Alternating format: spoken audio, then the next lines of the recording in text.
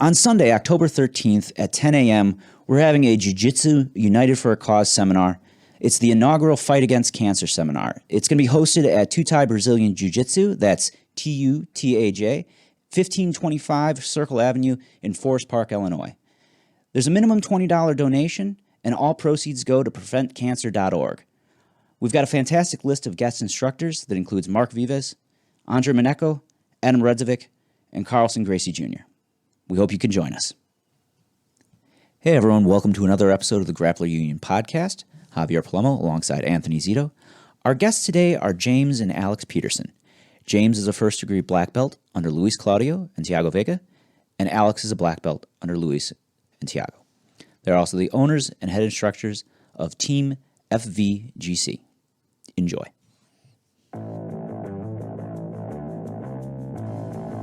It ain't the 6 minutes.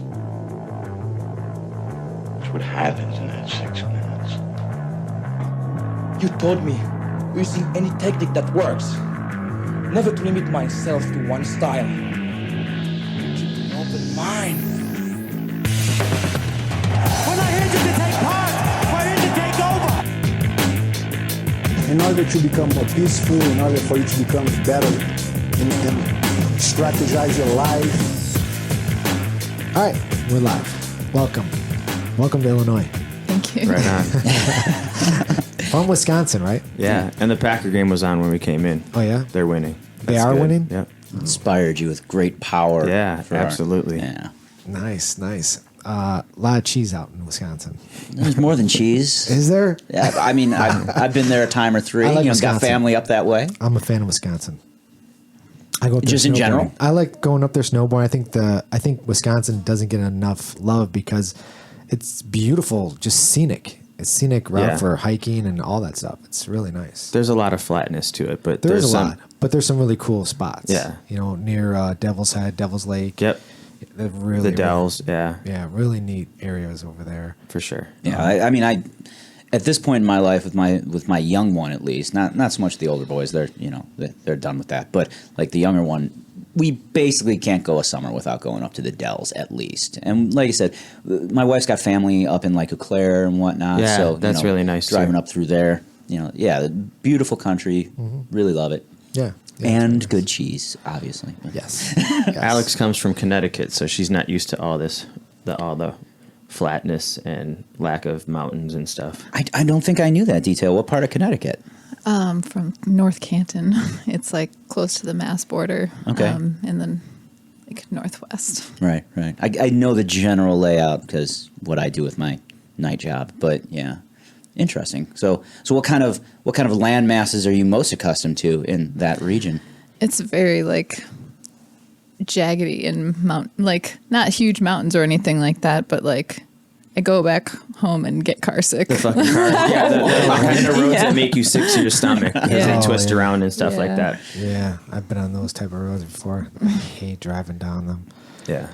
I mean, I've been on those roads too. One of my favorite trips, I talk about it all the time, and we can just never time it right, is I did a trip out east and I was driving through like the hills of Pennsylvania in dude. autumn. Yeah. And it's like you look out and there's this just glorious rainbow of colors as the trees are changing all these different shades, and you're looking into these valleys on these twisting, winding roads. And you do have to be careful because it's like it's downright distracting. Yeah. And the roads are not exactly the safest roads I've ever been on. It's like, oh, look, death is right over there, But it's beautiful country. I tell people all the time that's one of the most beautiful trips to take is like driving through Pennsylvania, where you come around the bend of a mountain and then all of a sudden you see like a super deep, lush green valley and stuff like that. Yeah, it's amazing.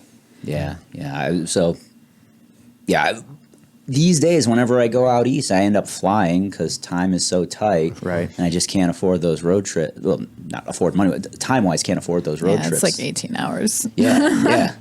But driving through Pennsylvania to New York or one of the other northeast states, miss it a lot. We used to do that when we were kids. My family and I, we didn't take planes. We just drove from here to Florida, to Pennsylvania, I feel like I was Chattanooga. Where is that? Tennessee? Is that at Chattanooga? Yeah. You just drive fucking got in the station wagon, no seatbelts, piled the Nope. kids all the way in the back. Like, Or you know, lay the in that- whole thing flat with lay the whole thing sleeping flat with bags. sleeping bags. Exactly. That's it. My dad and my mother would just drive all day, all night, and we'd just be in the back playing. I miss my station iPhones, wagon none of that so shit. much. What the fuck? What did we do? I can't remember what we did. We just Listen, count cars you and do yeah, you stupid shit. play like the that. road Alphabet games. games and Right? stuff like that. Yeah. Uh-huh. Yeah. My dad And- coached basketball, and we would take a trip with him down to Florida. It would be me and my older brother and my younger sister, and then in the station wagon with my dad, and then 2 vans full of basketball players driving down to do tournaments for Christmas break. That's pretty awesome. Yeah. And yeah, we'd get out.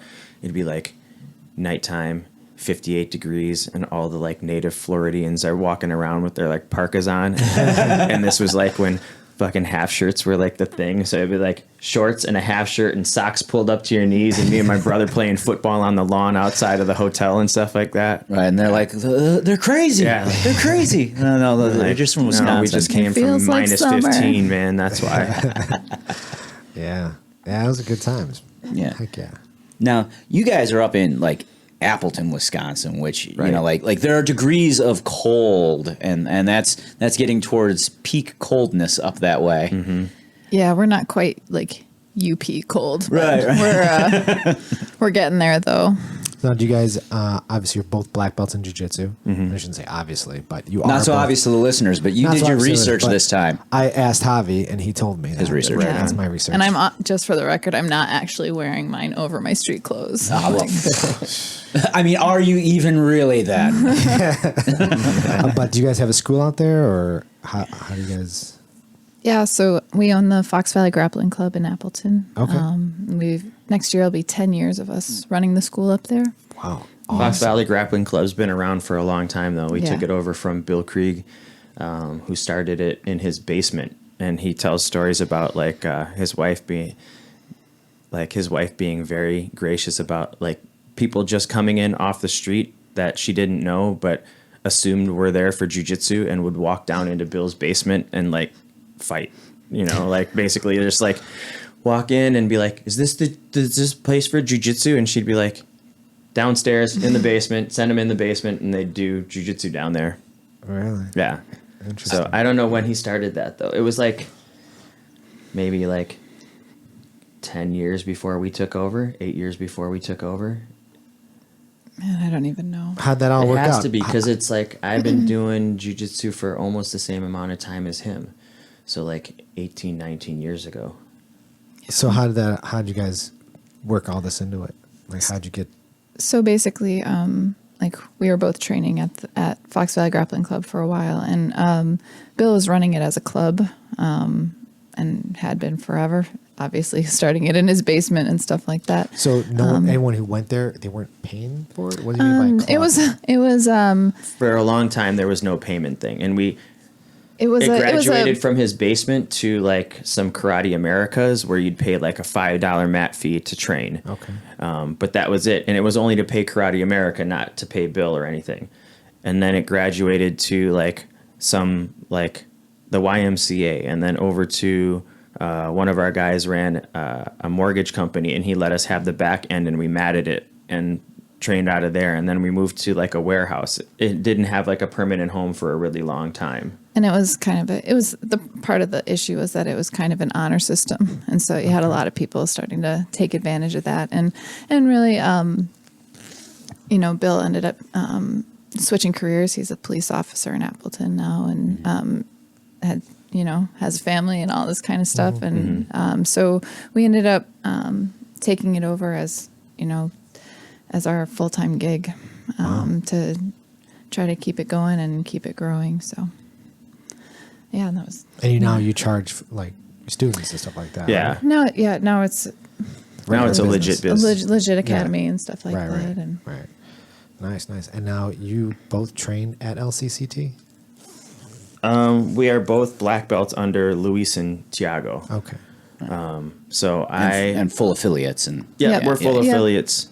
Yeah, we joined in with them shortly after we took over the business. Bill had set up a seminar for Luiz and Thiago to come to. Luiz happened to be in Rio at the time, so Thiago came up with Mosquito and Talis Blaso and Danilo, Danilo Barbosa, and put on this seminar that just blew our minds. Yeah. We were blown away by the amount of like black belts in one room. I was like, how many black belts? There were 3 black belts there. And Danilo, who was like a purple belt, but like a killer, like a super stud purple belt, like one of those guys where you're like, yeah, he probably gives normal black belts a really hard time, and he did. And so they just showed like basic, like side mount pressure stuff.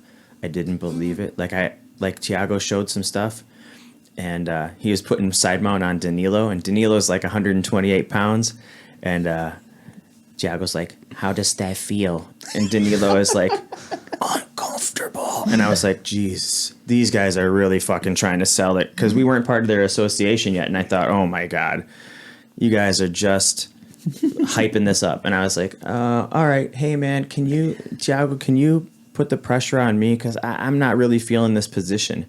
And then you put the side mount pressure on me, and I was like, and he's like, okay, bump. And this is where the famous quote from him comes from. I bumped, and all it was up and then smash and pancaked in the floor, and up and smash and and every time I went up, I would come down and it would like force more air out of me. And he goes, bump. He no go nowhere. And so like now if you stick someone to the floor in our gym, sometimes you'll hear someone go, he go nowhere. So at the time you met him, what were you at that time? I was a purple belt. Oh, okay. Wow. Yeah, and he worked with me a lot to like move up to brown belt through their coursework and stuff like that. And so at that time he was in Grafton, which was like an hour and 10 minutes away from us or something like that. So I could like scoot down there during the middle of the day, get a private lesson from him, and then drive back up and do some more work. I had like a graphic design and web design company at the time. And so it was easy to just scoot down, train with him, and then come back up. And I think he realized pretty quick my game was similar to his game. And so I basically like just went under his wing. They always joke around that Alex's game is really more like Luis's game, and mine is more like Thiago's. And but I still beat her up. Damn. And so Luis is like, come on, Alex, like come on, like you gotta like represent my game.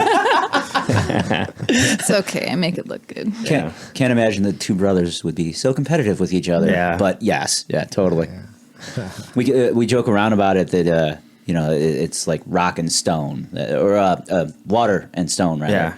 And Luis moves like water, and Thiago just smashes you like a stone. Yeah, I've seen Luis. I've trained with Luis. I've never trained with Thiago, but man, Luis moves like it's incredible. It's real. I when I see videos of him, I'm thinking that looks like it's fast forwarded, but it's literally real time. When I saw him do it in front of me, I'm like, what the fuck am I witnessing? But it's crazy, right? Like he's doing it from inside your head. You know what I'm saying? Like, isn't that bananas? Like we were just talking today about his feel. And the last time I rolled him for a long time, we rolled for like 45 minutes. And after we got done, I just sat on the side and I said, it's not like you're catching me with shit that I've never seen before. Like I'm not like, whoa, what the fuck was that? You're catching me with some pretty like beans and rice stuff like he was talking about. Like, how the hell do you get to these positions? And he's like, I feel it. Like basically like every little twitch of my body tells him like an encyclopedia worth of shit. And he's like there going, been waiting for you to get here. Can I have that arm now? Yeah. Yeah. It's insane. Yeah. I'm blessed that I get to roll with him a little bit more often than you guys do, but it's like, I always think I'm like, this time is going to be different, right? Like I'm prepared for the bullshit he caught me with last time, right. And my elbow is healed. And no, I'm wrong. I'm always wrong. Yeah. So yeah. What's crazy is like the stuff that you use on other people. You're like, I've been just messing guys up with this, or I've been sweeping everybody, and I've been doing this, and then you like try it on Luis, and the shit just doesn't work. And same with Thiago. Like, I was rolling him down at Rothwell's, and we rolled for like 15, 20 minutes. He goes, all right, I'm going to start doing stuff now. And I was like, man, what the fuck, dude? Like, what the fuck? What do you say to that? Okay. And like within 2 minutes, he like had my arm, and I was just scrambling to like stay away from everything that he was throwing at me. But like you said, he's like a rock. So like basically you end up feeling like you're stuck under like a pile of bricks. And I know everybody's got to love their like jiu-jitsu coaches and, you know, like be mystified by them. But like, I've never run into two guys like this before, you know, and I've trained in different places, and I've never really run into like the combination of like skill. It's insane. Yeah. I tell the guys that like they're at our gym that have never trained anywhere else, I'm like, you don't even know. Like, you just don't know. And I'm not trying to talk down about any other instructors that I've worked with. It's just like, you know, it's nice that it's convenient to my house, but if I had found them and it's like, oh, they're 3 hours away, sorry, still driving that time, you know, that distance. Yeah, it's nuts. Yeah, it's good. It's good to have instructors out there, and it's glad that we have them closer than, unfortunately, you have to drive pretty far to get to train with them. But how often do you guys get to come out here? As often as our life will allow it. With we got a kid and the gym and, you know, regular responsibilities of life and stuff like that. So it's weird because whenever they're working, we're working a lot of times, you know. So she can cover the gym or I can cover the gym, and one of us can go down. But man, it's a long ass trip to drive 3.5 hours, fight for 2 hours, and then drive back for another 3.5 hours. It makes it like a long ass day where you feel basically like hungover for a day or so after that. Yeah, I'm sure. Now today you had an open mat, a not so open mat, right? An open closed mat. Open closed mat. So yeah, like I explained to you, you know, like a lot of times when you say open mat around here, there's that default assumption that it's like open to the public almost. Right, of course, right. But like the more traditional version of open mat is like the gym will be open and the students can come in and put work in, generally with the expectation that there's not going to be any instruction. It's just going to be rolling or personal drilling or whatever. So we had one of those style of open mats, and this one was a little extra special because we only invited the higher belts. It was all black and brown belts. Okay. Unfortunately, not all of them could make it, you know, but we've got a reasonably tight affiliation here in the Midwest. It was still a tough ass room. How many people showed up? Geez, how many did we have? You know, I got the picture right here. Let me 10 count it maybe? up. Yeah, it was maybe a dozen. Okay. So, but yeah, it was a pretty decent showing and nice hard rolls all around. And you know, like the other thing is like we're all in our own gyms, and like I travel around more so than anyone because I train with Luis and Thiago and Dennis. So I get looks at different, or at, you know, I get different looks within the system still of how people, you know, generally fight and attack and defend and whatnot. But like it's awesome having the guys from, you know, different gyms come in and be like, oh, this is his variation of this, or this is his preference here, and you know, and to get that look and that feel. So yeah, I was super excited that we managed to pull that off. You train with guys outside the association too, though, right? Yeah, absolutely. I'm quite the gypsy when it comes to this stuff. We do too, and I think it's now a more commonplace thing. Like when we first started, it was kind of like everybody's got their family secrets, and you don't share like outside of your you know, your clique, your whatever. And now it's a way more common thing to like travel and train, and we got guys that we're friends with up in Green Bay that come down and train with us, and we'll go up and train with them, and you know, some pretty, I don't know, they're pretty accomplished guys, right? For sure. Yeah, and I think overall that's pretty healthy. Like I think like this is a really good example. You're probably not going to run into anyone at LCCT other than maybe me who messes around with like berimbolo. Like that's not our jam. Right. Okay. But if you've never seen it before and you're just like, berimbolo, I've heard of that. And then somebody at an open mat hits you with it. You know, I'd way rather get hit with something like that at an open mat and be like, oh, what was that? and then have to go and figure it out. Then be like, oh yeah, so I lost this tournament by this move I'd never seen before, but heard about on YouTube. So that's one of the things for me is I like getting like a real diverse look at different games. I have a weird background myself, so I just like seeing what other people bring to it. For sure. And I think, especially for competitors, that ends up being a really huge thing. And like we run into all the time, like women competitors where like, man, it's so hard to get like a replica of what I'm going to see in competition in my gym. Like I gotta like travel, I gotta compete all the time. And like, that's going to be part of my training because like, that's the only time I find another like female purple belt that's, 140 pounds or something like that. Right. So, yeah, that's true. I mean, it's, we had the other day we had a new girl come in. She came in, she must have, I spoke with her a little bit, I was teaching the class and when we started doing our roles for the class, I kind of sat next to her, just kind of saying, hey, so what brings you in, Right. She's like, oh, I just was interested, just want to try jiu-jitsu. She came in alone, right? No friends with her, no boyfriend, nothing with her. Comes in, did a free class pass, signs up, we give her a gi, she joins the class. I mean, luckily we had a female there.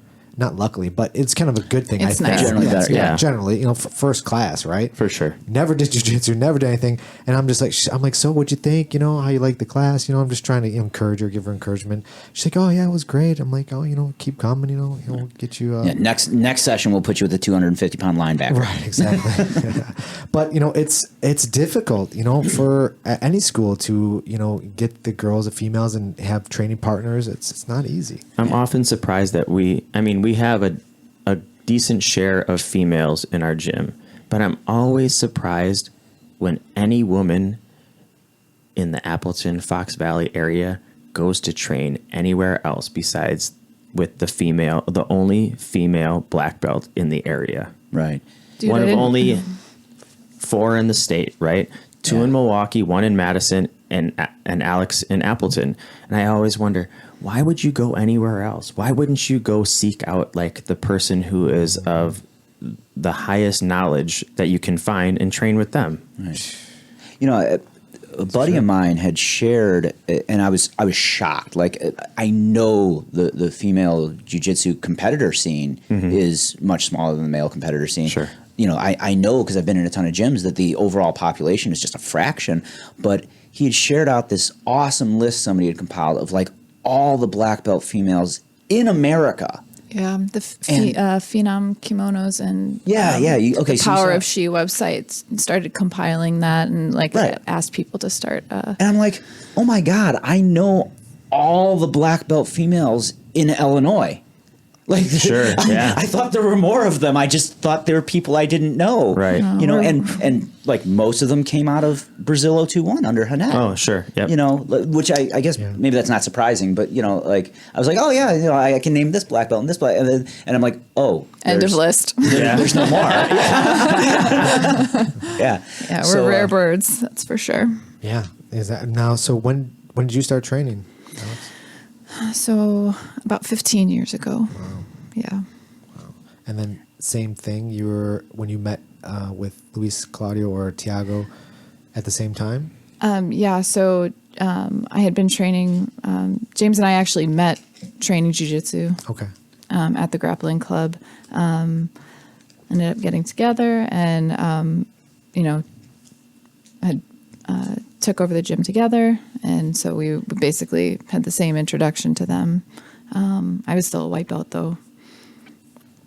Yeah. Did we had Thiago a lot also smash you?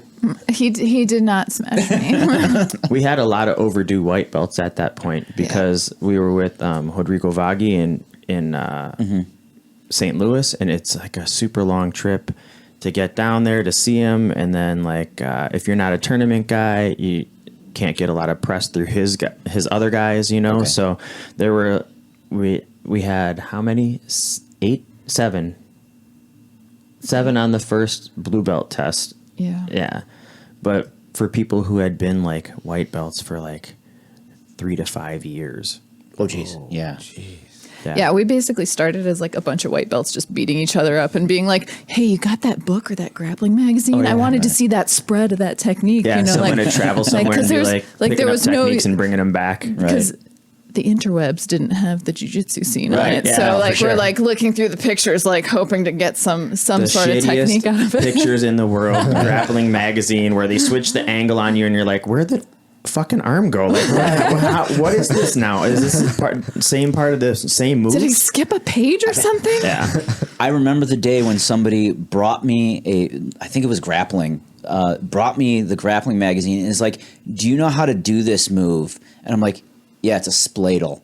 And he's yeah. and he'd been trying to figure it out from like these terrible sequence of pictures that they had done. I'm like, "Here, this is all it is. Let me show you." Yeah. And yeah, got it in no time live. But like he'd been like trying to work his way through that with a training partner with it on the mat. Yeah, I literally remember Chad Holton bringing in the Eddie Bravo book. rubber guard book and being like, "You got to look at this. This is amazing." And so that book must have traveled around to like everybody in the gym. Like, "Do you have that book? It's in my trunk. I'll go get it." You Yeah, know? the other one was the Higan Machado triangle book. That like basically like Still got that? It's worth like money. I gave it to We do. I gave it to Troy and he kept it for like 9 months. And not surprisingly, he He's could really good at triangle triangles. everybody. It was I crazy. hate him already. Yeah. Yeah. Nice. Yeah, so that's tough, man. Coming up like that, that's And so when we come down here and people have like these high level guys from white belt day one, you know, and they have them every day, we're like, "Dude, you guys don't know how lucky you are." There's a Like, certain level of jealousy that exists there. Holy cow. For sure. yeah. I mean, in our gym, I train with, you know, my training partners are black belts because we've got 2 smaller black belts, and I'm like every day I go to class and I get to like rep technique with them. It's like I just love it. It's so fucking amazing. I'm like, this is the best. Yeah. It's like- and then one of them doesn't speak English, but it's okay. It doesn't bother me. That's, my Portuguese will get better, or his English will get better. One of the So two. long as he understands what tap means, that's all you need. That's it. But it's great. It's just I feel like it's so cool to sit there and just rep. Well, with I them. mean, especially when it's like Zito, I'm repping with you. I'm like, okay, anytime. Yeah, okay, let's go. to be fair, that is another huge benefit in the like. Almost all of my coaches leading up in wrestling, in judo, at 10th Planet, like almost all my coaches are huge fucking dudes. Like not a one of them's under like 190. Oh, really? So yeah. So when I met Luiz and Thiago, I'm like, "Oh, hey." oh wow, like you're my size. Right. So if you can do it, I can do it. Right. It breeds a yeah. certain type of legitimacy where you're like, if you're able to do this stuff, then I'll be able to do this stuff. Right. Anybody will be able to do this stuff. Right. Yeah, and I felt bad too because there were a couple of techniques that my other coaches had showed me, and I kind of like was like, you can do that because you're ginormous. And then like Thiago would show me like very similar, not necessarily exact, but very similar technique. I'm like, oh. I was wrong. I was just doing it wrong. I just totally did this move wrong, and now I'm dying. You are making me a pancake. So, Yeah, it's fun. So I mean, if I had, like you said, she's one of 4 in the state. And yeah, if you're on, Isn't it mystifying that there wouldn't be like fuck a line out the a door? line out the door, right? It's like Yeah. fuck. Let me train with her. Yeah. I mean, that's so impressive. The first guy I ever trained jiu-jitsu with, he was a blue belt under Jacare, and he's since stopped training. Right? He's like a black belt in karate. He's a black belt. He's like a suru and eskrima, like really high up there. And then he was a blue belt, and I kept training. He stopped training, and he ended up coming with his eskrima class to train at our space that we have now. And he was watching Alex roll one day, and he's like looking and looking. He goes, "Hey man, no offense, but if I were to take private lessons again for jiu-jitsu, I'd take them with your wife and not you." I was like, "Yeah, that's fine, Keith. I got it." I think it's partially a level of you don't know what you don't know, and so when you sign up for a school, like right. Any like school will do, right? What does the belt system even mean? What is so it's definitely tough to like win that battle on the front end of Right. marketing and all of that kind of stuff. But yeah, I remember I wasn't until I was a purple belt that I met my first female black belt, and I went to Leticia Hubero's world's training camp in California, and I was like, You exist. oh my God, I can't even believe it. And yeah, it was an amazing experience. And so it's really cool now though that like you get girls that are like training with these high level women like right away, like and you know, like if they're brown and black belts, they're probably pretty badass. Right. So Yeah, like their technique Yeah. is going to be really good. Right. It's got to be. So For sure. Yeah, they're not just bad females; they're badasses in general. Yeah. Did you guys catch any of the ADCC? Yeah, It's amazing. It What was- a fucking That unbelievable. was a great show. the intensity Unbelievable. of it is even higher than a lot of the high level IBJJF tournaments, Oh, for which is sure. insane, you know, because you see guys really getting at it, like Yeah. especially like brown and black belts at the world level and stuff just go out to kill each other, and then ADCC looked like one level above that. Exactly. Yeah. I think it's the fact it's only once every 2 years. Right. It's so uniquely prestigious. Like Worlds is Worlds, and you know, obviously winning adult Worlds as a black belt is a huge thing. I'm not trying to take anything away from it, but like people talk about ADCC like it's the Olympics, Right. you know, and that's just another level above. Yeah, I mean, you know, I watched the majority of it, and there's some things that I do have questions about, and I'm not sure. Like rules wise, or Well, yeah, I mean, like rules wise, but how many times are they fighting in a day? Do you know? Okay, like, so- there's, like I don't know where the cutoff is because I know there's multiple mats, but like, Right, how many so- matches are they putting on a day? okay, so they got 3 mats going on simultaneously, Right. which I don't prefer for my Right. ability to watch it, but Yeah, yeah. you know, Messes with my ADD. yeah, your ADCC, Yeah. But okay, so for the men, it's 16-man brackets. For the women, it's 8. Okay. Saturday was the leading up to, got all the way up to the quarters.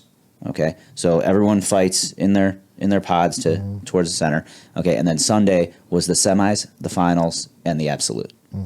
So, in weight on Sunday, you would have fought 2 times. Okay, to the semis, Right. and then the finals. That's the maximum number of times you'd fight. And then I guess if you did the absolute, you'd have additional matches there, Right. obviously. But so prior to that, what is that? There's 2 fights on Saturday too. Yeah. So yeah, if you go through and win all 4 matches, you get the gold medal. So total of 4 over 2 days. In your weight class, the most you'd In weight ever class. fight is twice in a day. Twice in a day. Yeah. Okay.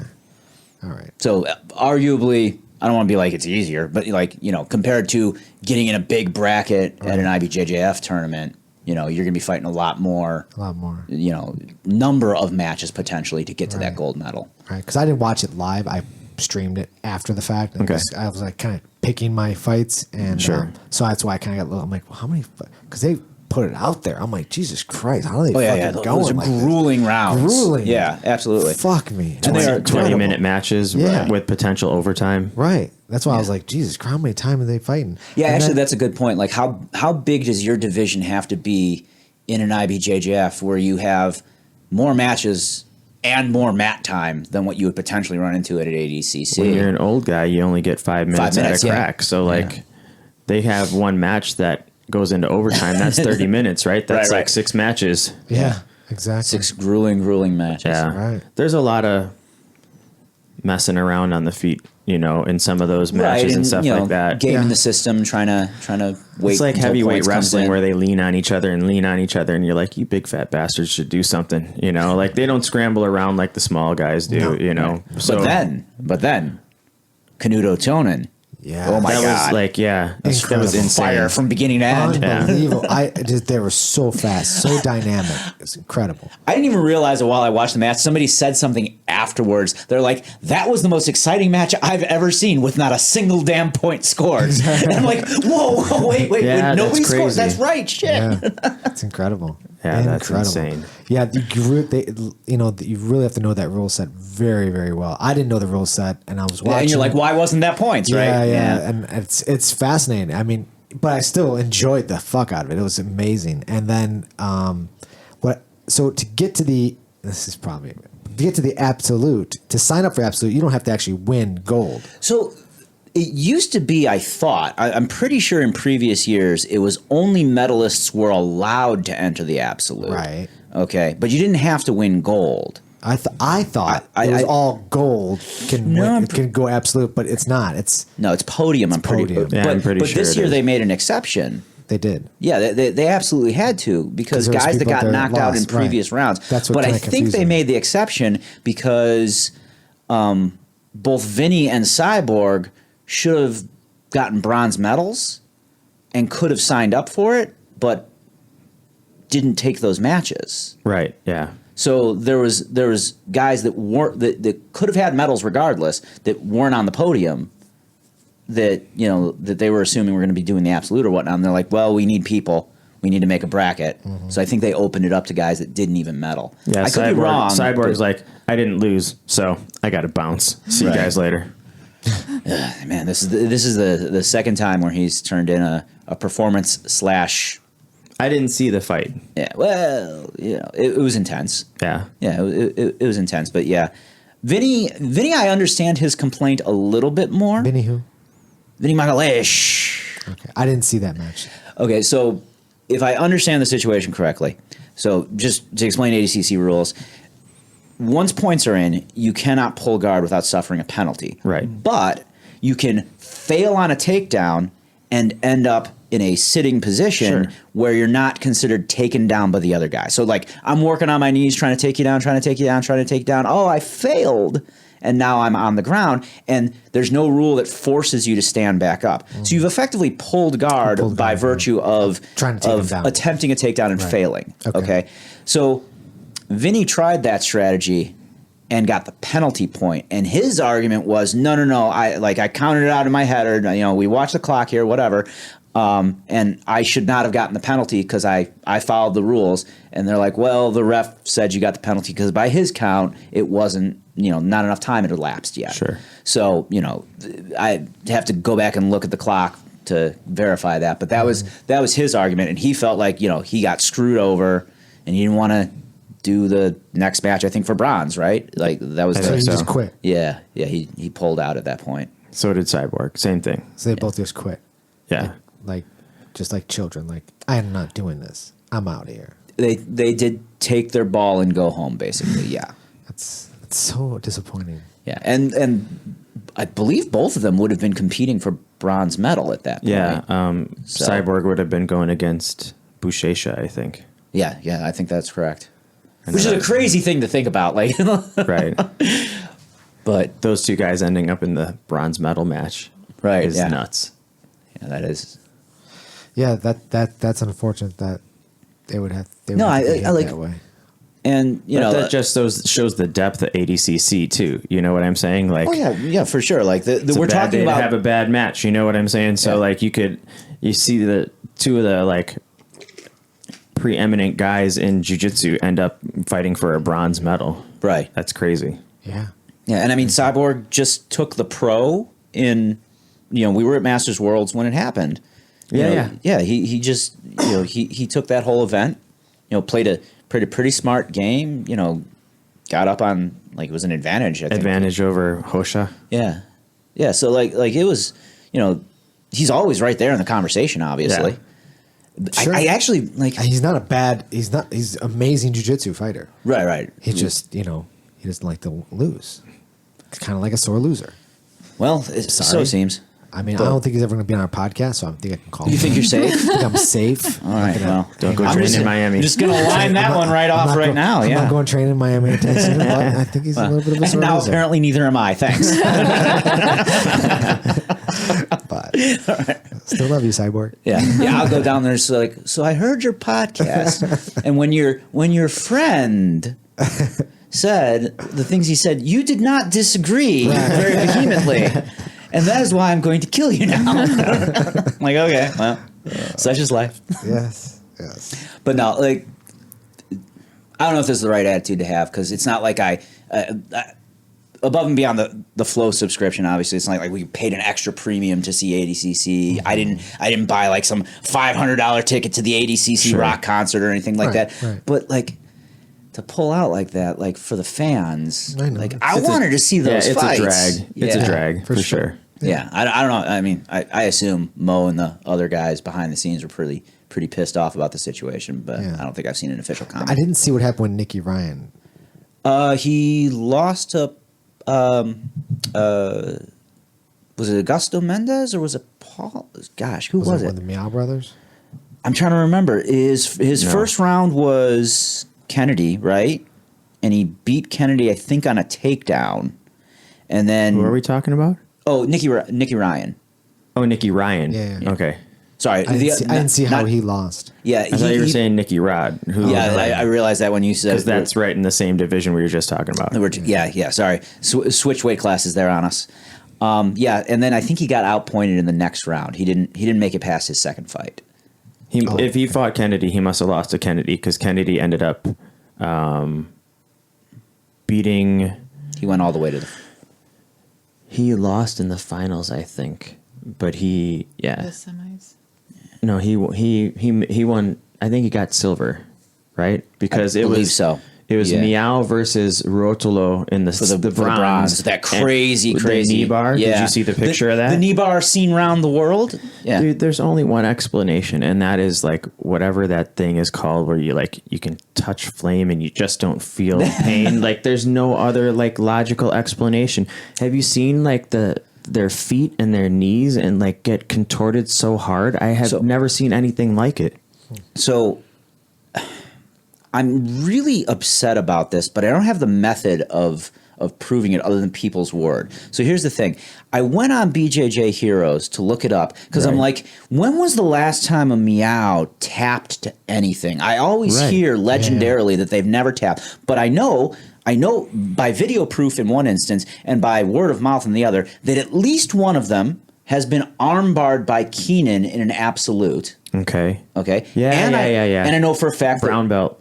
Yeah, I think it was brown belt, but it was a 50-50 armbar, if I remember correctly, for the record. I know Keenan talked about it at the seminar that I went to with him, where he was like, I did this to somebody, but I think it only works on smaller people because I did it to Meow brother. So I'm pretty sure he said he tapped him with it. And then I know for a fact Keenan at like the Euros or something, also at Brown, put one of them to sleep. Sure. Okay. So I go and I look it up, and man, I'm going to mess this up, but like one of them had one submission loss via armbar to a teammate. So that may not, like back at purple belt or something. So I'm not even sure if that was a legit submission loss or not. Okay. And then the other one has no submission losses listed. I'm like, listen, I have the video evidence that one of them was choked out by Keenan at an IBJJF. I know for a fact that they at least can be rendered unconscious through loss of blood. Right, but that seems like the only way. I went to a Gary Tonin seminar, and he was talking about how I can't remember which brother he fought. But but he's like, my buddies were like, man, they must be crazy flexible, and he's like, no, I broke it. Like I broke his knee. I hurt it. He could hardly walk after like an accordion, Yeah. And they just don't care. He said, I heard it crack and it went through, and he goes, I know I broke something and I don't know what it was, but he just didn't tap. Right. So my friend and coach Raleigh Bodycomb was in the stands while that was happening, because it was at like Studio 540 or something like that, and they just had a bunch of people sitting in. I shouldn't say in the stands; there were chairs, mat side. But he's there, and like he's a good leg locker. He's been around plenty of accidents and whatnot, and you could see him in the background of the video as the pops are going on. He's hearing them live, and he's like covering his face, like what the fuck. Oh my God. So Tonin absolutely sold out on that. Tried to take it home. Knew what he was up against, and like even he couldn't get him to tap. So I don't know. They may in fact be inhuman. It's a sickness. There's no other way to explain it. Well, so this will probably not happen, but I got a good laugh out of it. So they have no expression on their face. That's the other thing. Is like they're not grimacing or anything. They just sit there like they're watching television. I need one of those T-shirts that says "meh" on it, like a rash guard, just for that. Meh.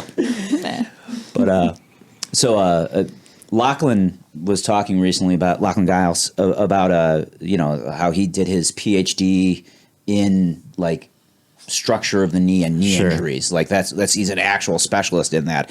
And I'm like, and he posted something like, I have 4 peer-reviewed papers on like knee injury recovery, something like that. I'm like, could we get a peer-reviewed paper on how it is the Meows are able to do what they do? And he liked the status, so I'm hoping that's actually coming sometime soon. I mean, he was impressive. Lachlan was absolutely the star of the show, at least for Yeah. I mean, you can tell he worked those entries and he tried. I mean, they were and that his opponents had no idea what was going on. No idea what was going on. It was beautiful entries. Do you guys work a lot of leg lock positions? We work some in some of our no-gi stuff. Yeah. Okay. Yeah. No in the gi? We do here and there, but more in no-gi than gi. Mm-hmm. Heel hooks in the gi or no? No reaping either? No. No reaping. We go by the strictest rule set usually when we play. You know, yeah. But like if it's like a blue belt going against a black belt, then the black belt's able black to belt like rules. Yep, it's like get ready to be caught in a toe hold or a knee bar blue belt. That's just too bad for you. Yeah, I'm always cautious with that one because I never know what someone's coach may have told them.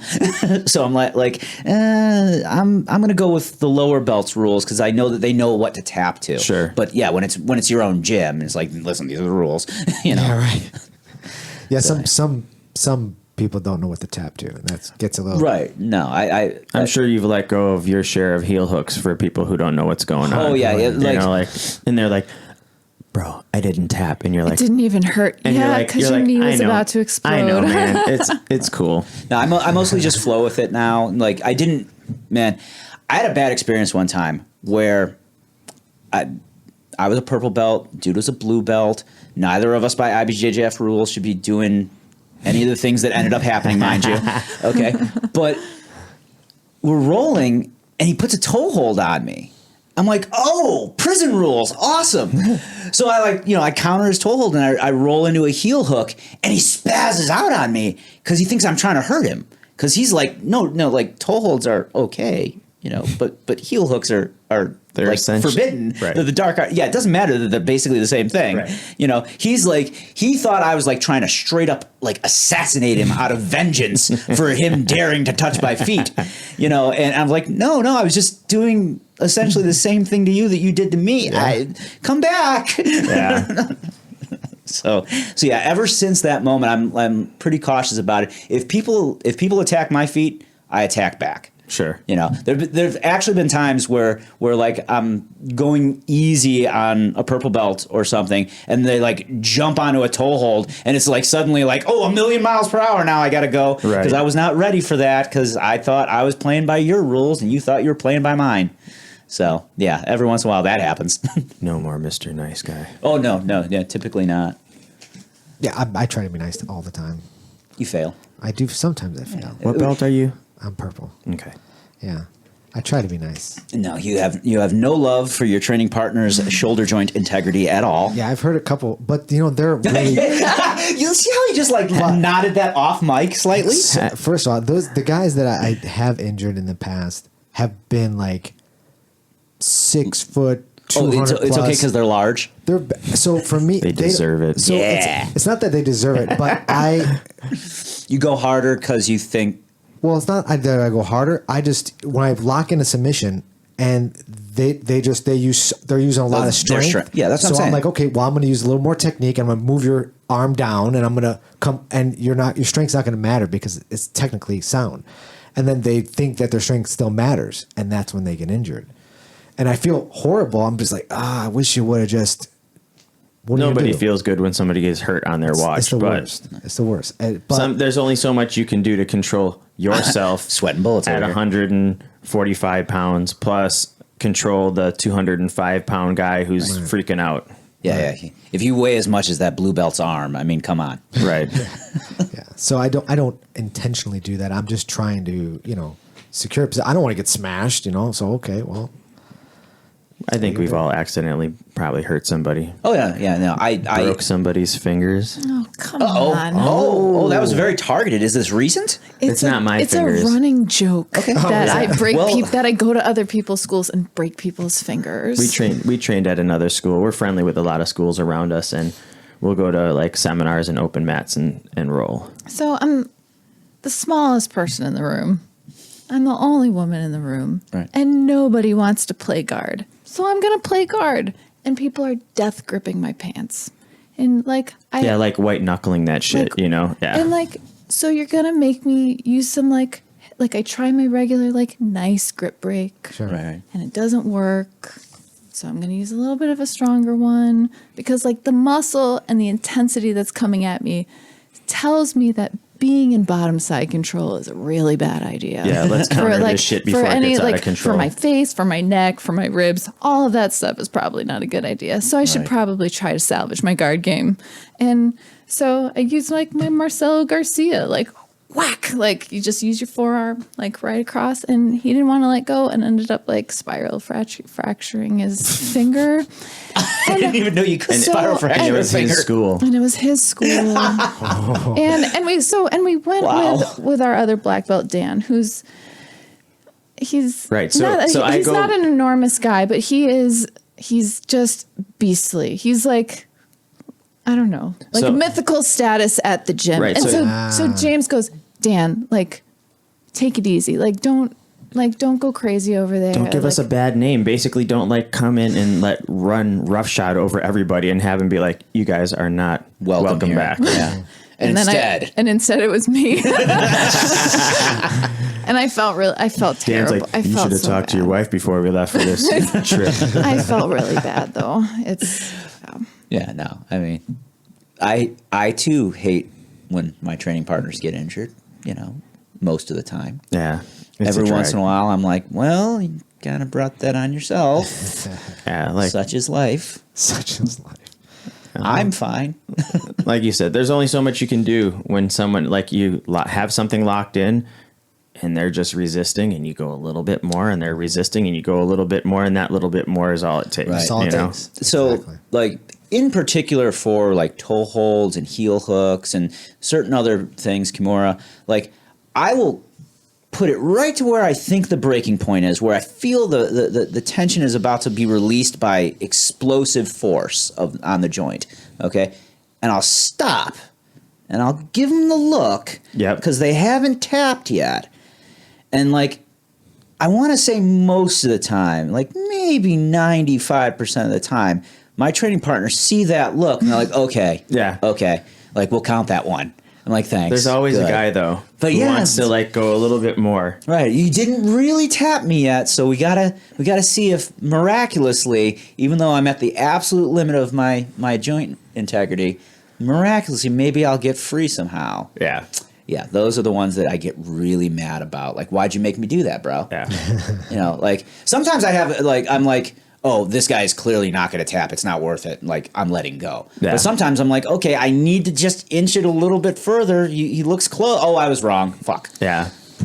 It's hard to judge who has sense in those situations and who doesn't. Yeah, well, is. I mean, I feel like you mostly learn that through unfortunate incidents. Right. It's like, oh, that guy's that guy now at the gym. well, and I definitely think that there's a difference between having a white belt who doesn't know anything Oh, at yeah, all, yeah, you yeah. know, and like For sure, so for they don't sure. even know that they're in a dangerous spot. Right. Like they're just, you know, Clueless. they're clueless and their adrenaline is going crazy because they're, you know, it's their second week rolling. And so they don't Right. even know what's happening at that point. Yeah, But, you know, like you get somebody who's more experienced and they're not tapping, and that's a breakdown of trust. And that's what like jujitsu training is all about. Like you have to have trust both ways in order for everything to keep working. And so not only is it trust that like, yeah, I'm going to let go when you tap, but it's the other way around that like, Yeah, you better gotta be smart tap, enough. like so. You don't make me try to guess what your shoulder can take, you know, and then Right. blame me. You know, I'm trusting that you're going to tap on time with plenty of time for me to be able to like release pressure for you. Right.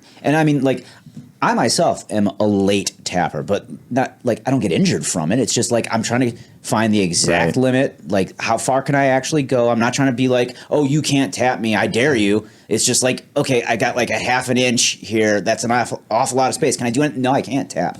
You know? Yeah, I think going deep is fine. Right. Going deep with arm bars, I don't know if you need to go that deep with an arm bar in a regular roll. You know, I had Matt Hughes put I would train with him one time, and he caught me in a Kimura from guard, and he was like going very slowly, and I thought, there's no way this guy breaks my arm.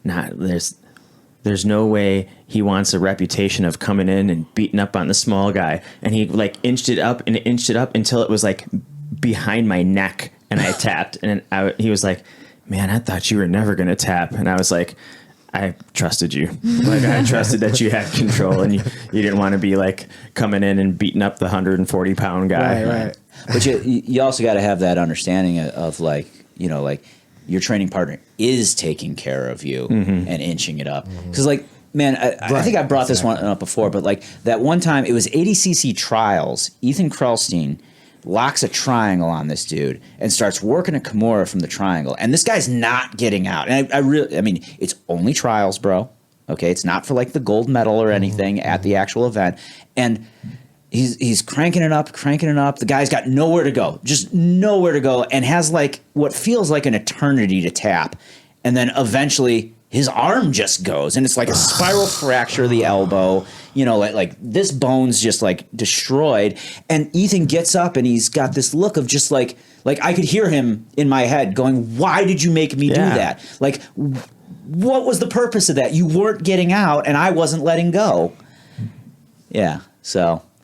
I mean, yeah, your honor is intact, but your arm no longer is not. Yeah, and I feel like that guy probably maybe he's just super tough or didn't realize how bad it was. I don't know, but I feel like that guy is probably like the bendy guy in his gym, and he's used to be able to like squirm, and maybe his training partners do let it go in the last minute because they don't want to see him hurt, you know, whatever it may be. But yeah, I was just like, oh, what a friggin' tragedy that is, and gross. And also fairly gross, yeah. It's the sound that gets to me more than the look. That's enough. Change of subject. Well, I just when I watched the ADCC, and who was it? Fiona, who got toe hold when she like. I can't say her name with thinking because it's got two F's in it, but it's Fionn. Isn't it Fionn? Yeah, I think it's pronounced. I see Fionn. it. I say Fiona. I don't know why. Right. Sorry. I apologize. Yeah, that was a 50-50 toe hold. Yeah, I was thinking about it. Took me back. I had like I was like, oh my God.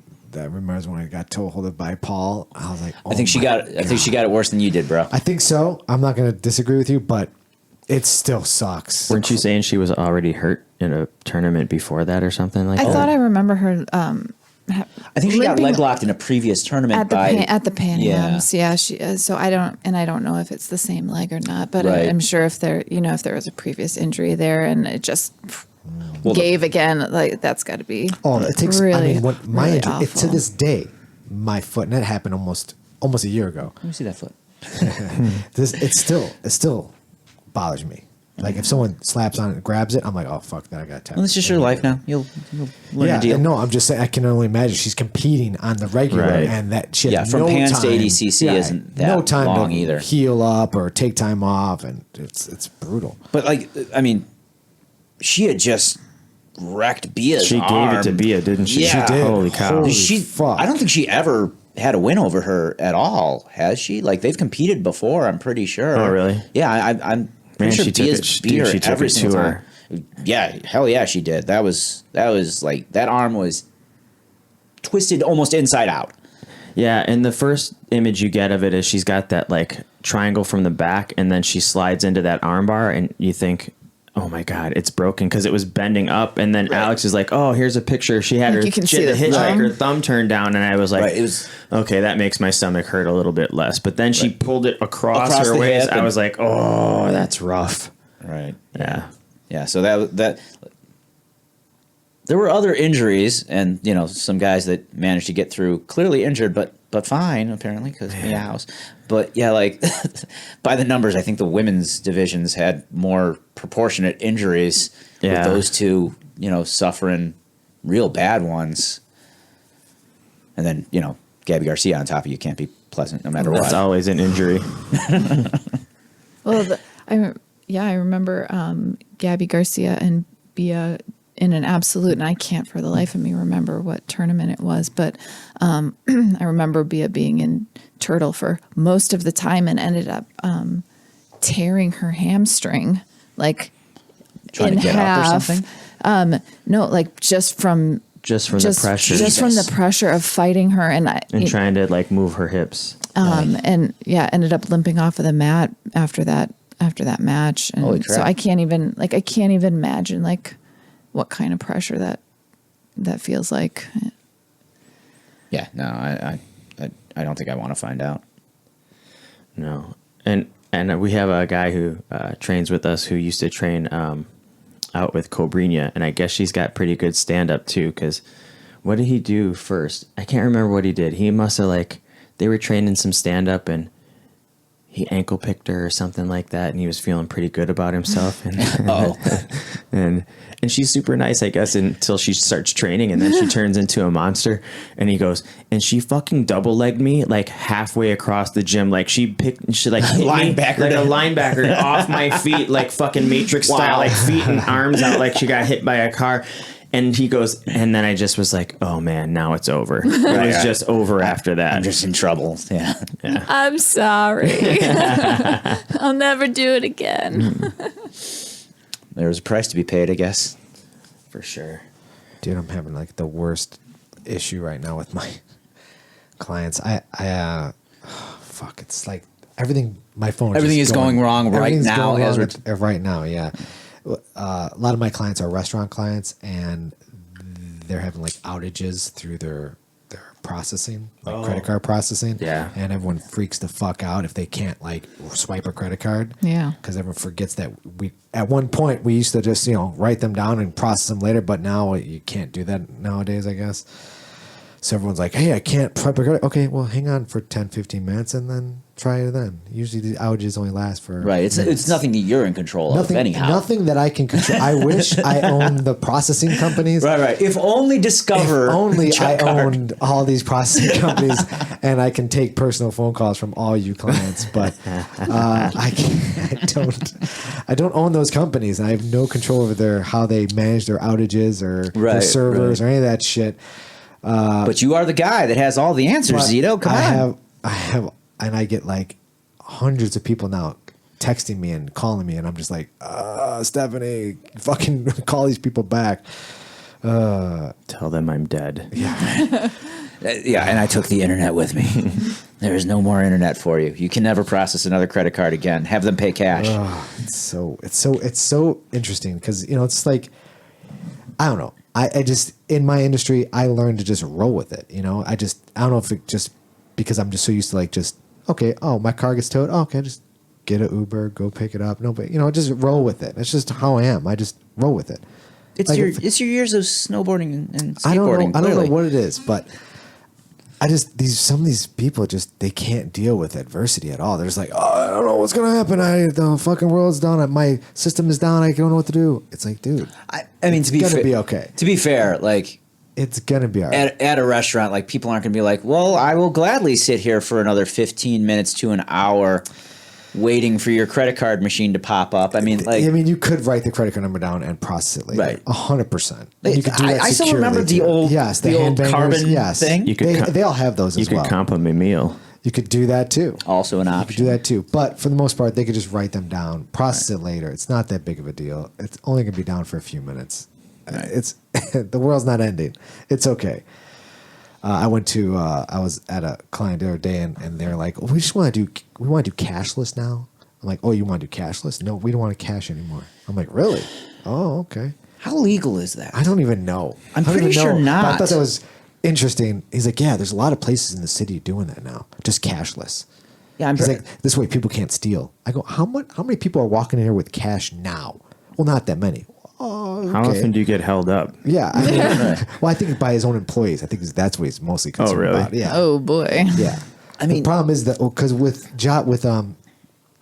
unemployment being so low, the level of employees you can get now is not that great. So they're hiring, sure, whoever they can get. And a lot of people are concerned like, well, these guys are just going to start stealing from me.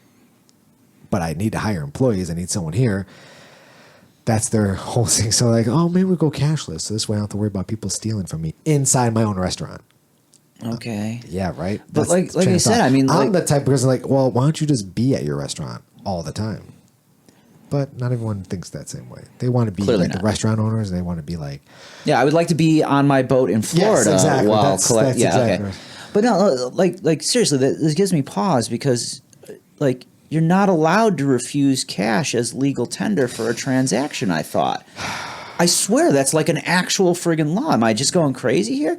Like, accepting credit cards and debit cards is totally optional. The reverse is not. I can don't come know. in. For I can any come in debt, and public or private. yeah, I can come in and pay you with a bag of pennies, and it's illegal for you to refuse it because it's legal tender in America. yeah, So- it's odd, right? So how? So like, you're gonna seriously tell me that I can't pay for my hot dog with the $5 bill that I have on me? That's what these restaurants are doing. You're gonna get some lawsuits. I don't know. I mean, maybe not from your average hipster who doesn't have cash anyhow. That's probably what it is, right? But- the demographics there. This is like, I know. So, yeah, This is like downtown Wicker Park area. These are the areas that are doing that. Hipsters don't eat hot dogs. Hipsters do not eat hot dogs. they eat. Listen. They eat like $20 plates of pasta. That's what they do. I failed to mention that it was a vegan hot dog Yeah. Gluten-free bun. on a gluten-free bun with organic mustard. Right. But it's fascinating that the trend now is just like, okay, no one wants cash. Like, what are you talking about? We should be all stop taking credit cards and just say cash. Oh, only. now you're talking crazy talk I am talking crazy but because you're upset at the processing companies. I'm not upset with them. I'm just, I just think that the majority of complaints I hear from new restaurants opening up, because I deal with a lot of restaurants, is that the processing fees are very expensive, and it's pretty much like the Wild Wild West out there. If you're business owners, you take credit cards and We you do. have to deal with those, processing fees at the end of the month, and they go up, and you get PCI compliance charges. You get all these. It's like back in the day when we had cell phones, they still do it to this day. You get these weird charges like, what the fuck am I giving money to that person for? Who is this company that's just taking this $2 and something cents? And in processing world, same with my company. I process credit cards. I look at my bill. I'm like, what the fuck? What are these fees? And I just, because I'm busy, I just, file it, take it just out of there, and I whatever. don't think about it, But these restaurants that process hundreds of thousands of dollars a month, or they're getting tens of thousands taken out of their account. Like, why the fuck am I paying all these fees? So you recommend that if one day I were to open my own business, I should be cash and maybe barter. Like, I could be like, for the service I've provided, I will take $100 or 2 goats. No, I honestly Goat and think 4 chickens? if you're opening up your own restaurant, I think because you can actually provide a cash machine. And like an do ATM, you mean? Yeah. in your establishment, and have the fees be very low. Don't have like a $4 withdrawal fee. Have the fee either be nothing or 25 cents, something very simple. This way they can just pay with that. That's how I think, because what PayPal is doing, what a lot of these processing companies are doing, is they're saying, okay, you know what? Forget all those, hidden fees and all this PCI or whatever it is. We're going to charge just 3% across the board, no matter what it is. 3% across the board.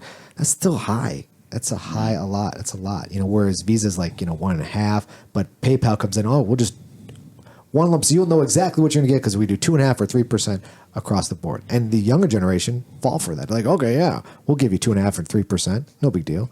In the future, when we're all government shipped, they'll just do a retinal scan. It'll be much cheaper that way. Yeah, But they damn well better still take my cash. I don't know if they'll take the cash. It's No, going to go. it's retinal scans only. Damn it, man. Cash is gone. It's going to go away eventually. I mean, That cash is king. It's dead. listen, zombie apocalypse comes, gold, Gold. gasoline maybe. I don't know. It depends if Gasoline? we all have Teslas by then.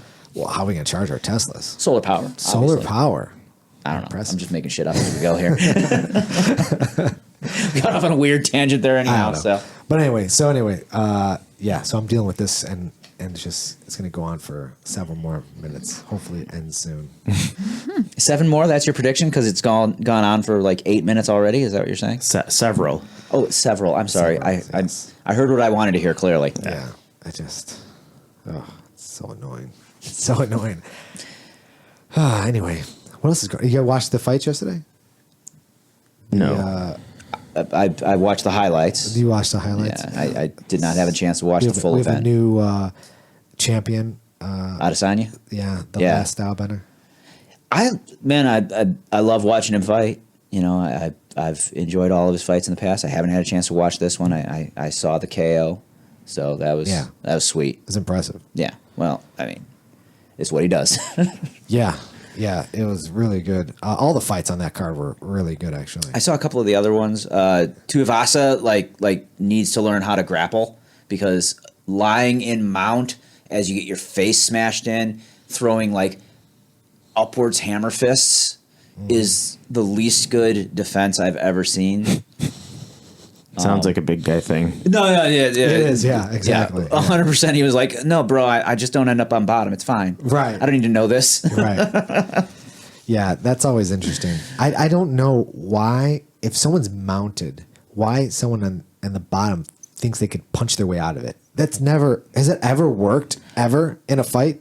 Okay, so I know for a fact that somebody like cut somebody with like an like an elbow. And I'm pretty sure I remember that like being a turning point in a fight. I don't think it caused a stoppage or anything, but that's like the limit. I don't recall anyone ever knocking someone out from bottom. 1 in 10,000 shot at doing Yeah. it. One is, but we see it all the time. All the time I see someone on the bottom who just thinks they could punch their way out. Only at the bad weight classes. I don't know what the bad weight class. I see it all. It's really sad. When was the last time you saw a 135er get on bottom of a mountain and be like, no, that's okay, bro. I'm going to straight blast him from bottom here. I don't know. Yeah, that's what I see it. I feel like I see it often. It's really really. That said, horrible. I have definitely seen like relatively high level guys with like known good grappling experience do weird shit like that. So maybe just one too many hits in the head, and suddenly it seems like a good idea. I don't know. I've never tried to punch my way out of like Dennis mounting me. Right. You know, Yeah, like it's not going to happen. No, I'll do everything else in my power, but that give up that your ain't- back. Yeah, I'd no, say for give up sure your I'm back giving up my back. before I'm trying to punch my way out from the bottom. Because I'm going to give up my back just on the basis I don't want to be punched in the face any more than I have to be. That's also true. So Legit. yeah. Yeah. Did you guys ever get into any like fighting like that or no? MMA? I fought some MMA a long time ago, back when you could be one-dimensional still. In my, I guess I was two-dimensional, wrestling and jiu-jitsu together. Did a decent amount of good for me, but there's no way I could bring that type of game to what's going on now. Even if I was young, there would be no way I could survive with like the half-ass game that I had back then. But it worked for some wins, Yeah. so. And then when it didn't anymore, then I stopped. That's a wise decision. Like, yeah, good on you. And like what I do does not work. Maybe I should stop. That's more guys should take that tact. Yeah, before brain damage sets in. Yeah. Yeah, that's the thing. I love watching fights so much. But he's on the Rogan train right But now. yet, it's hard to like know what they're going through. Like this is not sustainable. Like you're not going to be good in 15 years. Right. Yeah, it's not a profession for the well. You know what I'm saying? It's not for those who are mentally like okay with life. It's like it takes a little bit of being off kilter to do that as like a job, you know, especially at the higher levels. It's a pretty fair assessment, yeah. Like you occasionally get a guy who like approaches it and it's just a sport, and you know, a lot of times those guys are coming from an existing combat oriented sport like wrestling or something, Right. Or you know, hardcore jiu-jitsu guy or whatever. But yeah, like the number of guys where I'm like, oh yeah, this guy is ill-adjusted, let's say. Yeah. Of course he found his way here. You know? Yeah. So Every time Alex goes to train down at Rothwell's, he tries to get her to fight MMA. and you're like, nah. Dude, I'm too old to get punched in the face over and over again. I'm Fuck over that. it. Fuck that. Like when I was 19, that was That was the rage. that was fine, Right. and That I was was fine to get punched in the face. like, Okay. And now you're done with it. and I'm done. Yeah, jiu-jitsu is where I'm at. So Right. Yeah, I find myself not even watching that much MMA anymore now Well, that I it's- don't do it. Yeah, to be fair, it is really hard now to keep up with the sheer volume Yeah. of MMA. Like I'm still pretty hardcore into it. Like I keep up with it, even when I can't watch the events live. I'll go watch them again later, or at minimum every event I catch the highlights. I read the results. I'm keeping track of things and whatnot.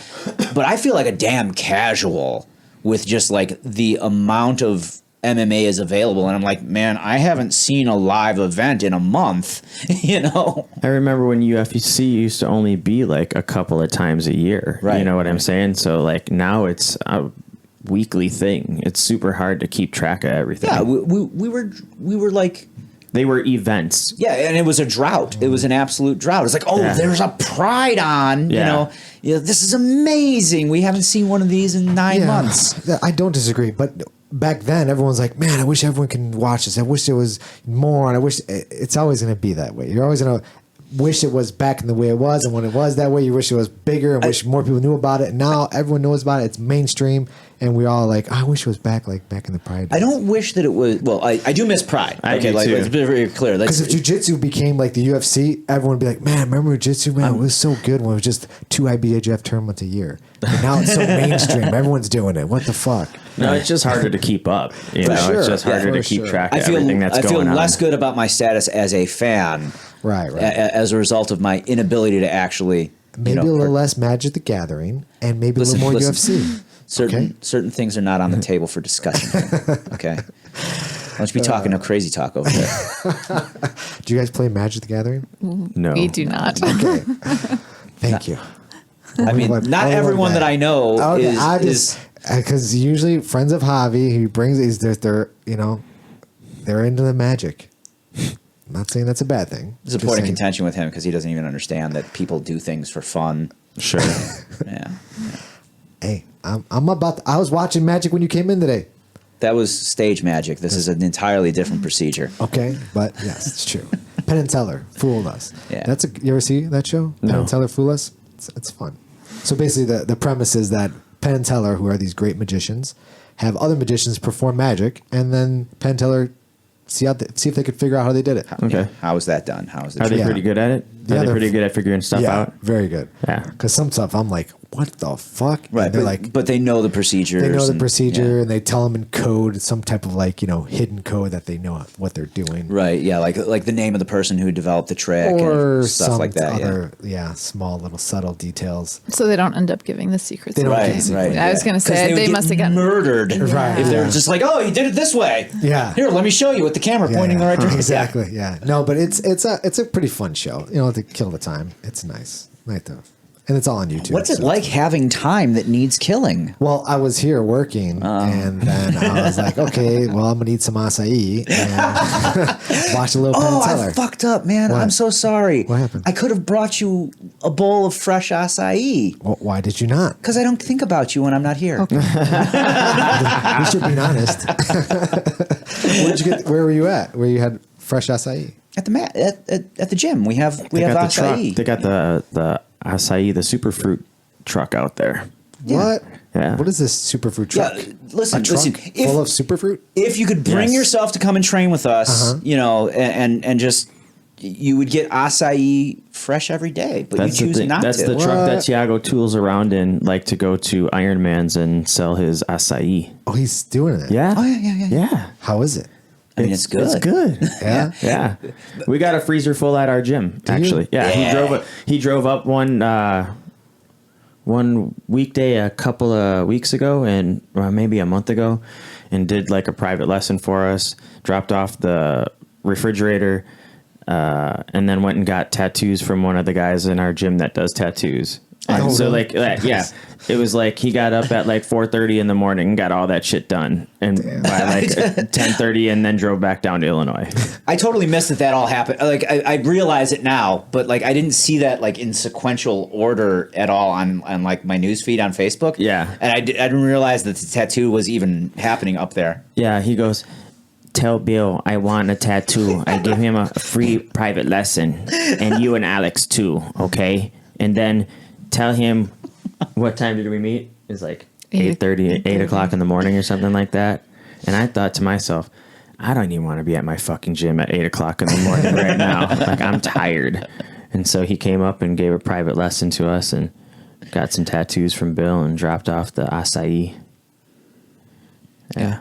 Your impression of him is spot on. It's terrifyingly It's really good. fucking good. I don't think I've ever heard you do that before. Really Before good. now, yeah. It's fucking phenomenal. It might be the only way I speak in Thiago's voice. I don't think I actually use like my voice when I use his words. It's really, really good. I can't do Manecos at all. Not even But close. Paul's got a decent Paul Monaco. does a good Maneko, but man, you got the Thiago. Have there. you had him on the show, Thiago? Yeah. Doesn't he tell the best fucking stories in the world? He's great. Yeah. We were down. Everyone loved that episode. Dude, there was like there was a practice because Kenosha's closer than Barrington. So if I know he's going to be at Rothwell sometimes and I want to train with him, I'll hustle down there. Right. And he doesn't make me warm up ever. He just, come here. Come here. I'm I gonna show you sit by the something. cage and he talks and he was telling these stories about Hickson and not Crone. What was it? Hoxton. He was telling Hoxton stories, and I swear, I just was sitting in the corner with him for 15 minutes, red face, like couldn't breathe, laughing so hard about the stories he was telling about Hickson's kids and how Hoxton is like super, like he was like super like playful and like bug people, and he'd be like, because like Hickson practices are like church from what I understand, where it's like it's very quiet and your gi is clean and you listen and you don't, like no disturbances or get the fuck out, and like clipped nails and nobody comes in with a stinky gi. And Hoxton would be like, do you think your gi smells a little musty?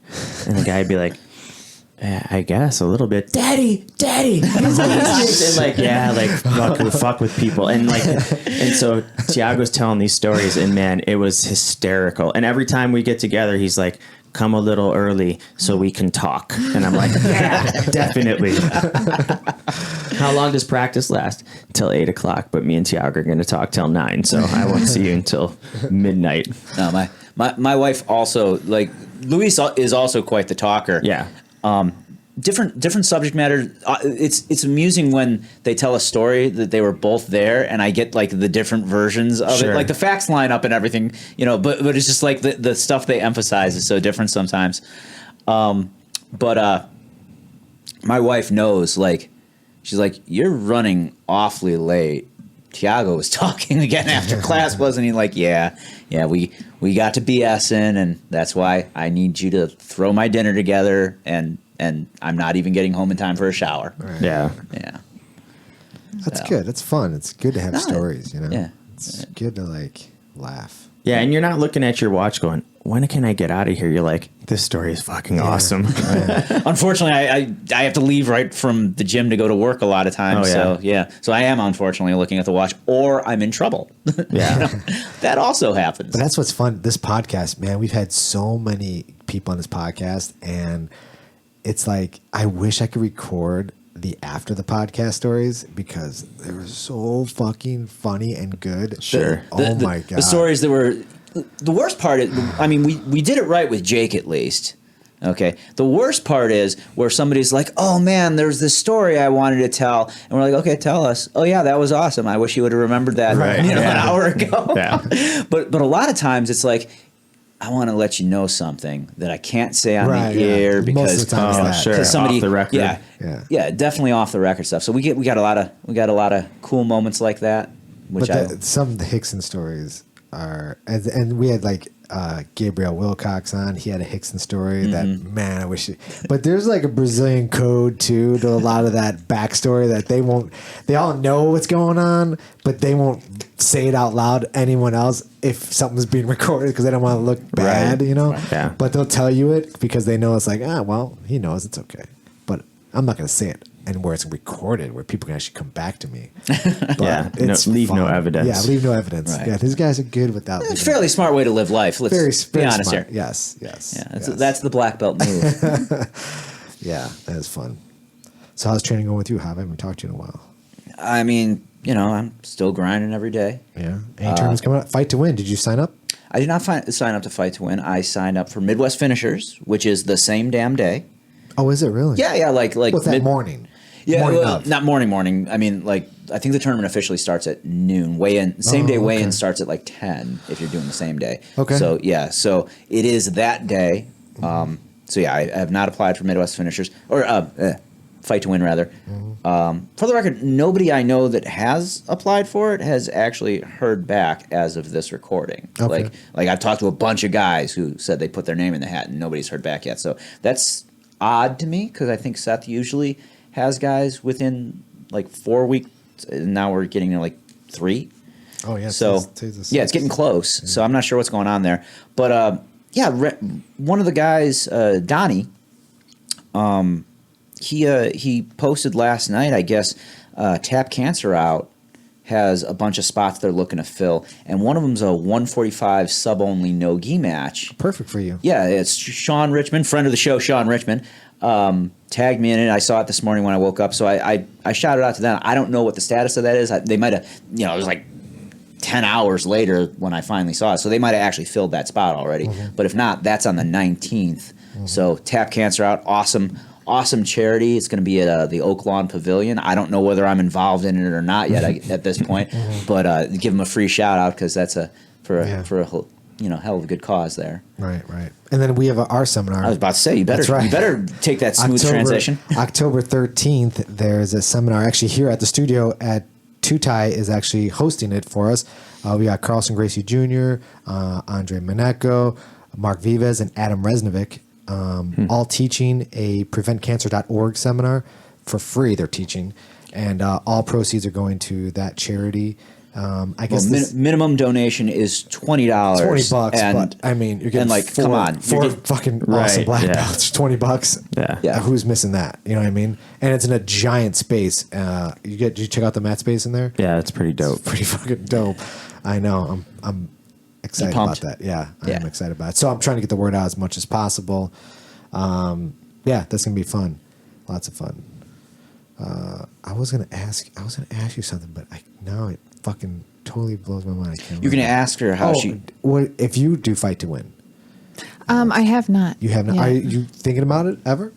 Maybe it's not off the table or anything like that. Yeah, because that's a pretty big stage to get your name out and the academy out and stuff like that. And it's really I feel like it's really blown up in the last couple of years where the higher level competitors are starting to from IBJJF are really starting to compete in there and stuff like that. So it's you remember the first Metamorphoses? It was like the first one was huge, and then the second one you're like, why isn't anybody there? And they got all these high level people, and now you look at Fight to Win, and the fucking place is packed, more fans than the Metamorphos fights that had the elite level guys, where they have, a lot of lower level belts fighting. And I think it's cool because it's like the old days of MMA before they put a ton of sanctions on it, where you could get some experience in more local stuff or stuff that was close to you, and where there were a lot of events to be part of. And so it seems pretty cool. I was just going to say that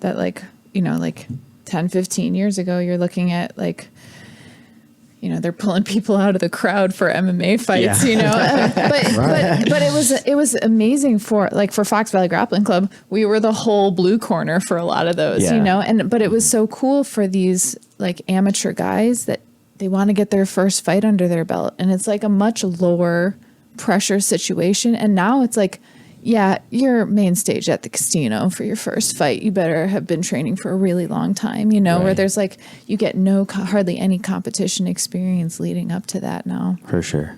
Yeah. I mean, I think that the Fight to Win, it's coming in reverse almost. It's they started out where Metamorphos started out, it was we have all these high level people, and then it kind of fizzled out. Yeah. Whereas Fight to Win, it started out where they didn't have high level people, and now it's the main card's always high level people. It's always great, Kyotera and whomever else.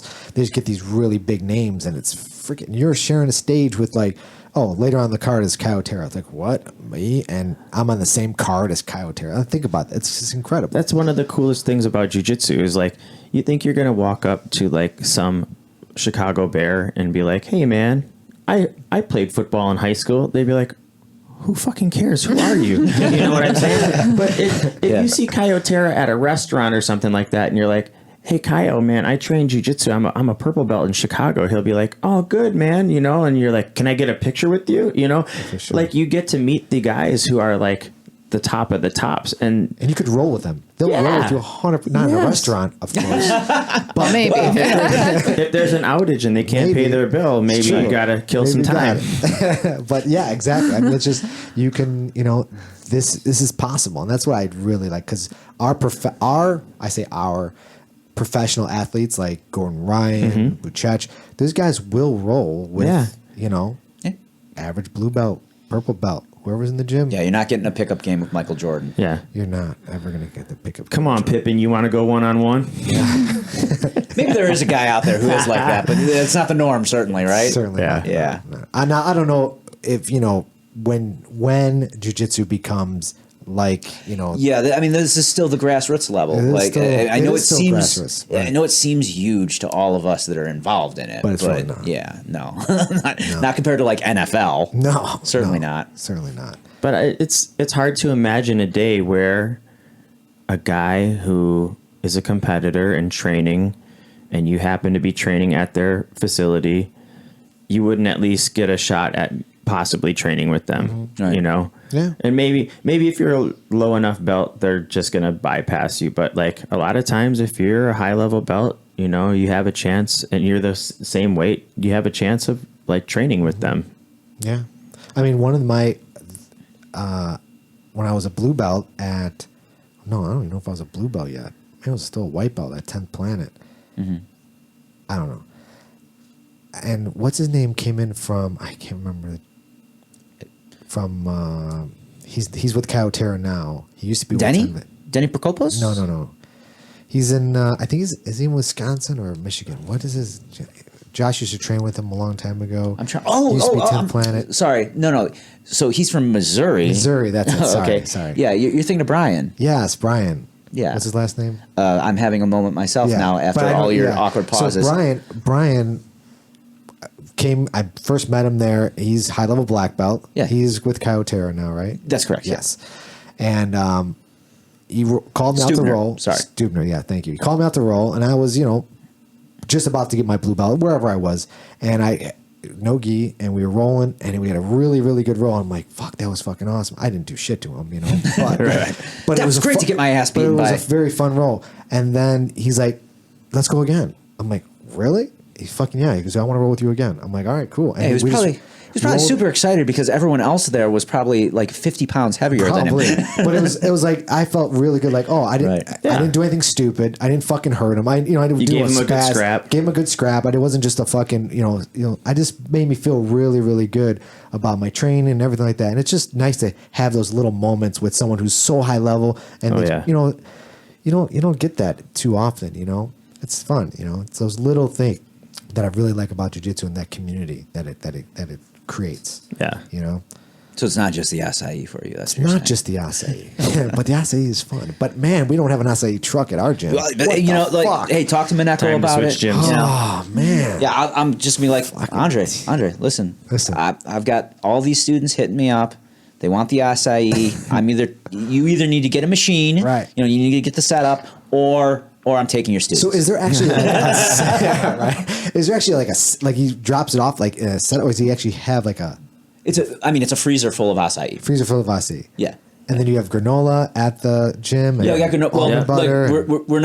We're not doing all these crazy toppings and whatnot. Like we've done granola. strawberries and Yeah. bananas and things like that periodically. Fantastic. Yeah, it's not fantastic for me. I can't eat the shit right now. Yeah. Well, you can't eat it because you're dieting. Yeah, just for my normal diet. Your normal diet. Yeah, I'll have some post comp, no problem. Yeah. But do you do that because is it a weight issue? Yeah, because I'm an enormous fat ass. I mean, you gain weight quickly because you're not fat. I would never say you're fat, but I have pictures proving otherwise. Bro. I know I've seen those photos also, but I mean, you train so much that I would assume that it would just burn off of you so quickly if you had a bowl of acai. Yeah, you assume wrong. Really? I desperately wish I had your glorious metabolism. I don't. Okay? Yeah. Like, no matter what I do, I cannot work hard enough ever to eat the way I actually want to. Now, don't get me wrong. Like, if I'm working out with my crazy schedule, I'm not going to like blow up to 200 pounds or anything. Mm-hmm. But like, it's really easy if I just eat whatever the fuck I want. Yeah. And let me explain that what I want is like ice cream and donuts. Sure. Okay. That's what we all want. Yeah. Like, it's a deep craving in my soul for things that are going to kill me. But yeah, like if I eat like that, 160. I'm walking 155 minimum. Okay. No problem. And like I compete at 135. I rarely walk above like 142, like 144. I actually start feeling a little heavy. Yeah. I went on like an extensive series of cheating after I Masters World. I'm in Vegas for like a week. I'm hurt, so that adds the effect. Right. And I came back and I'm like, I feel so bloated. Get that scale away from me. I don't even want to know. And it wasn't that bad, but I was just like, man, I could easily blown up if I was eating, bread and pasta and pizza and rice and, ice cream and brownies and all these things that I absolutely do love. I mean, it's not like I hate the food. I just know what it does to me. Yeah. So, Man, it's crazy. And it's funny too, because like Felicia, Josh's wife at 10th Planet, like she's got some food allergies and she would get really ticked at me, I think, when I would post certain foods that I would eat because she can't have them. I think people get ticked at you because you post food, period. No. Many people enjoy my food posts. I don't know. They live vicariously through my cheat meals. Stop posting food, please. So yeah, so like I'd post certain foods and she's like, how do you stay so small eating foods like this? I'm like, no, you don't even understand. Like I haven't had this for like 3 months. So yeah, you've got some new dietary restrictions, right? I do.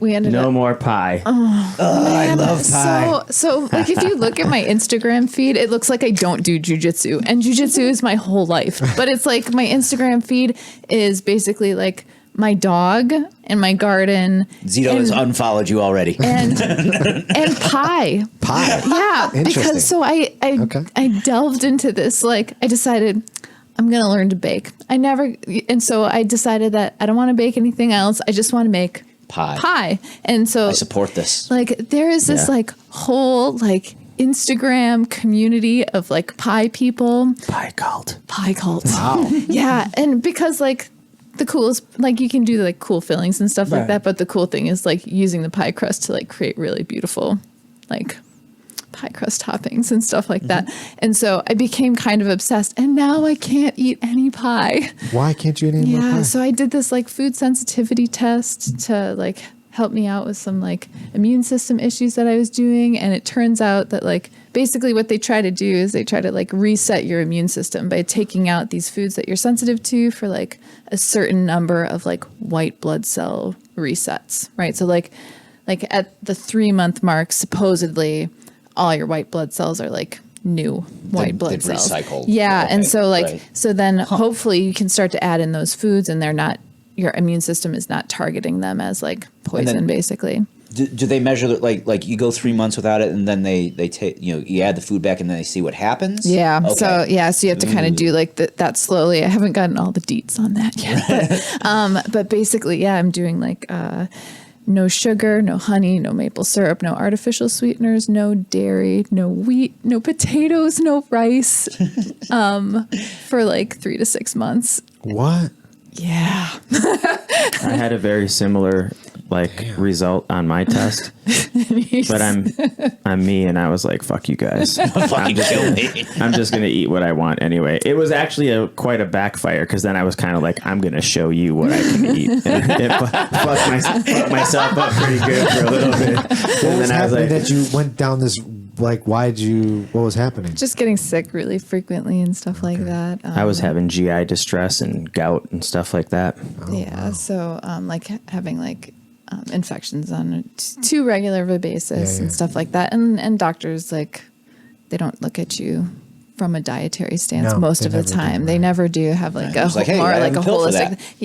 It's very like pharmaceutical. And so so kind of last ditch effort. I'm going this route, but it's definitely, I think I'm like a month in right now. So they just really peel the onion and they just say fucking don't eat anything. Like it's like and it's really weird where it's like, hey, like, don't eat blueberries anymore, but like you can eat as much asparagus as you want to. And I'm like, okay. Like, how did you figure that out? What does this even mean? They do a blood test basically. And so it's like really, it's it's really bizarre. Like some of the things that you can eat and some of the stuff, it doesn't really matter because it's like, yeah, I never eat halibut. I don't know. Like Right. who eats halibut? Nobody. So, it's not really even an issue, but like there's certain stuff where it's like, man, I eat like 1 to 2 apples a day and now it's on my list. Or like soy is like one of my really big ones. I heard And about soy. Soy is in everything also. That's Yeah. the problem. anything canned, anything Canned like tuna has soy in canned it. Wait, tuna what? has soy Yeah. in it. Yeah. Is it filler? I mean, It's like they put the tuna in like a vegetable broth. oh, okay. And so like the it's- vegetable broth has soy in it. So like you have to like I've spent too many hours like in the grocery store like labels. reading labels. Going out to eat is like almost non-existent at this point. But you know, like the upside is that I feel pretty good. So Can you still eat meat, or are you? so I can eat chicken and We ate chicken thighs in the car on the way yeah, over I here. did. I brought a cooler full of food with me. But, like, so I can eat chicken thighs, I can eat eggs, I can eat tuna that's not in a can. And You gotta go catch your own tuna. That's well, they do sell canned tuna that I found that's just like water, tuna, salt, and right. tuna, and it's like $4 a can. And I'm like, I don't know if I like should I an go? occasional treat. right? My occasional canned tuna treat. That is some bullshit. yeah. Think about that splurge. Yeah. So I'm just trying to hang in there, but I feel really good. So But no more pie. but no more pie. more It's pie. really But you can't sad. make it. Do you Well, still possibly make for it? just I the time can't eat it being. either, though. so it so doesn't here's even the get thing. made. The problem is that I have zero self-control. Oh, so you make pies anyhow? No, I Okay. have zero self-control. So if it's there, I'm You'll gonna eat it. eat it. Okay. If it's Okay. in the house, And like I will too. I'll ruin my stomach for like days just eating pie that I know I shouldn't. You walk by the kitchen and ready to go to bed, and you're like, yeah, but there's pie. Yeah, so you can go to my feed at A Peterson BJJ, and you can see all All of your all my pies. pie Your pictures. whole pie. That's So now it's just what's photos of now? Just everything but pie. Sadness. pictures of me eating green beans. Actually, mostly like Another omelet. omelets and black coffee, like it's the 40s. Like I just like, oh man. Everything but the long cigarette. Black and white filter on those, man. And I find like black coffee has this sense of like it kind of tastes like cigarettes to me. Gross. Yeah, it's really awful. So now, so you went and had the test done and everything, and changed your diet around. Now, was that simultaneous with you guys starting like the yoga, gymnastica? Yeah, program? so it's coincidental. Okay, but- I wasn't sure if it's like, I need a massive change up or No, okay. no. We went out to San Diego and got certified for Gymnastica Natural. What is that? It's Get out. Sorry. yes. Can you spell that for me also? So it's a exercise bodyweight exercise system developed by Alvaro Romano.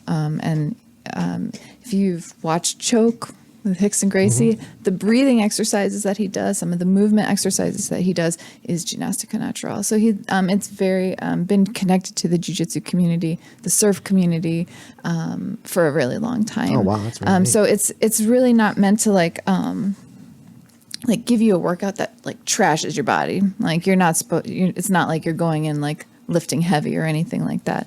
It's for injury prevention, recovery for athletes, just good movement, mobility, flexibility. And I wasn't sure, I've separated both of my shoulders. I've had multiple ligament tears in my knees and stuff. And when we went out, it was 4 days, 6 hours in the gym each day. And I thought, holy cow, like I might be really hurting after this. Like, cause I was like, man, like lots of push-ups and stuff, man, that's going to be really tough on me. And before the Pan Ams this year, my shoulders were hurting so bad that it was hard for me to tie my belt. Okay, wow. And, like T-Rex arms tying my belt kind of. And dude, my shoulders have not felt this good in like 5 to 10 years, maybe. Yeah. Like just from training Gymnastica. It's unbelievable. And it's really hard to explain what it is, show what it is. Cause like the videos of, that you'll see online or whatever, a lot of people who like don't have a, like really good exercise regimen, they look at it and they're really overwhelmed by it. It's intimidating to show that they show the advanced stuff, right? Because it looks exciting, right? Of course, right. But like the stuff that is the most helpful for me, that's me. Like it's like very static. Like it's the most boring video you might ever see. Like laying on your back with one leg in the air. Yeah. Like for a stretch, you're like, oh my God, this is the greatest stretch. My back feels great, but you can't show it on a video because people are like, the fuck is that?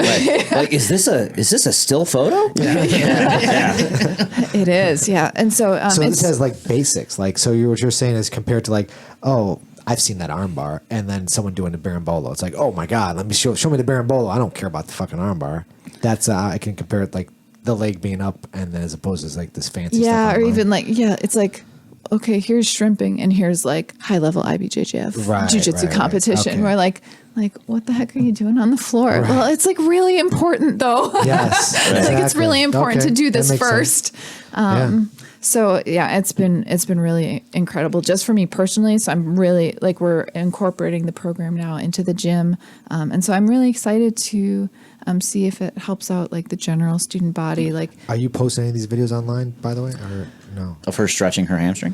Well, I'm just there's like a small flow on my Instagram feed, so it looks like I do something other There we than go. Okay. Yeah, I think I've seen that one. A really short one. So, but there should be more to come. Because I'm having issues just recently with my like back, and I'm wanting to figure out like stretching. That's what happened with me. And is it? You know what? I'm 47 years old, and like I come from the day where like static stretching was a thing, and then it was like, no, you got to warm up before you stretch. And so we go out there and we do static stretching, and I look at Alex like, this motherfucker's gonna hurt us. Like, you know what I'm saying? Like, this is gonna injure us. And after the first day, my back hadn't felt so good in years. It was crazy. I'll show you some stretches afterwards. Dude, I'm serious. Like, you'll probably be like, I would have never imagined that like this like light of a stretch would make me feel so good. But like your lower back, like right above your tailbone, that kind of thing, like it completely subsides. The pain subsides. Yeah, we'll have to show me that. Yeah, for sure. Yeah. Guard player's back. Yeah.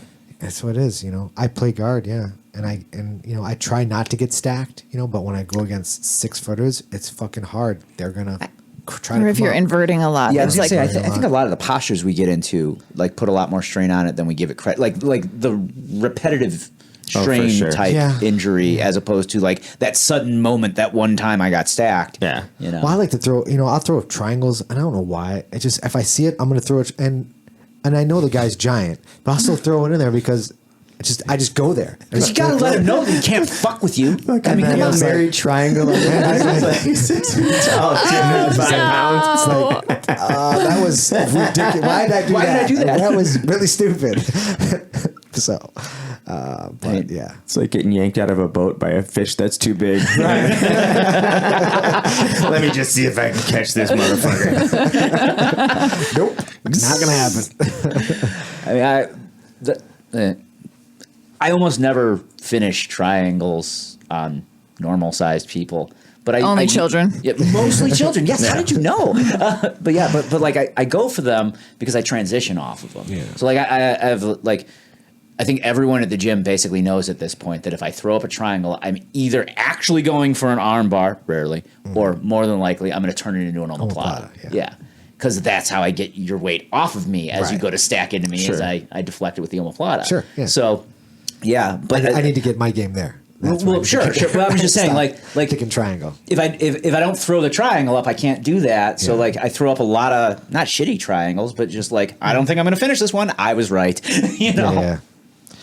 Yeah, that inversion game is it's rough. Rough on the back. We'll get you stretched out. Yeah, but you're also you're also a butterfly player, and that's a very scrunchy guard too. It is very scrunchy. Yeah, I use my legs. That's tough on the hip flexors a lot of times. Yeah, especially when I'm going against someone who's high level and I gotta really fucking work, and afterwards I'm like, oh, my fucking hips, keeping this fucking guy off.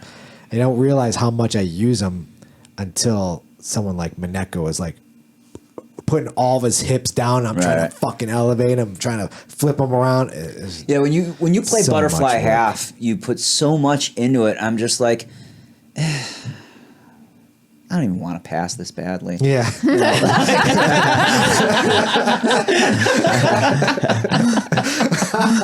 Yeah, there's a lot of that. Yeah. I'm just gonna let you have this people one. just give up. I'm like, and when I go against like really new people, like new, and I just manipulate them with my butterfly, they're like, "What the fuck?" I'm like, I'm sorry, I'm so annoying, but this is all I love doing that This to is all people. I know, It's man. great. And they're just like, "All right, fuck this, I can't, I quit." There's nothing quite like maintaining a grip on somebody with the tops of your feet Isn't it? and your Yeah. shins, Fucking best. and they're like trying to stand up and Yeah. walk away, Yeah. and they try to come forward, and they try to go laterally, and you're like, they What- just don't come What you got off, on that dude. instep, bro? They don't come off. Yeah. Let Yeah. me see that foot. Yeah, it's so much, and I don't even know where I learned it. I honestly, I mean, I know. don't want to take any credit away, but like, a lot has to do with the way we trained. yeah, well, I mean, we played lockdown stomp game a lot when you were there, so Yeah. like that's where I mean, I know I've seen you go through that transition a Yeah, million for sure. times. Yeah. But But you've I- definitely developed it Yeah, progressively. So progressively. Yeah, I just people in my school, they're like, "What the fuck?" Like, and I don't Mostly know. full butterfly or butterfly half, or mostly full butterfly. Okay. Yeah, But he's got a now, good- now I Oh, just got a you good guys are butter the half, yeah. same. I know, right? no, he let me explain something. He doesn't know what to do when he gets on top. Okay, he doesn't. Yeah, yeah. like, My he- top game is not as fine tuned. Oh, really? Bottom. And I'm getting there. but I will let not gonna be James there yet. give you his best impersonation of Thiago in both vocal capacity and also pinning pressure. Well, I can't do the pinning Smash yet. them. Can't do the pinning today. But Come on, he'll stretch you out with the if he exercise we're stretches just my talking back about. out, then yeah. And then I will smash you. There you go. That is my game. But yeah, butterfly. It's Passing guard. so That much is my game. I still remember the first time when I mean he didn't yell at me. I don't want to give the impression he was like mad at me or anything. But I took a dude down, and I just blew past his guard with this beautiful double leg right into side control. And I looked up at Thiago, and he looked disappointed at me. And afterwards, I talked to him. And I go, "Did I do something wrong?" And he's like, "You didn't pass his guard." Yeah. Yeah.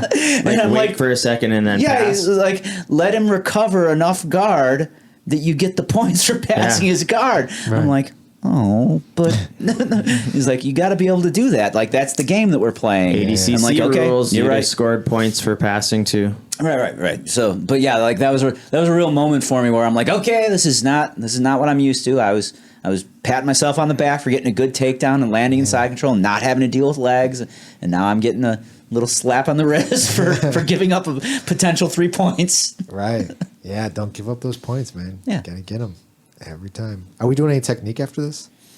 If you want. I mean, apparently we're definitely doing some stretching exercises for Well, you. that's for sure. But I'm thinking like, film. We haven't filmed technique in a long time. We have not. Let's see if the technique filming areas are available, because that's been one of the issues recently. Well, no, it's when mats are available. full, so. It's available now for sure. Right. So yeah, if you guys are down, I'm definitely down. For sure. That'd be fun. Why don't we go do some mat? Well, plug your school again, and then whatever your Instagram feeds are, And all the that fun and the stuff. YouTubes and, the YouTubes. Facebooks and anything like that. Where can people find you?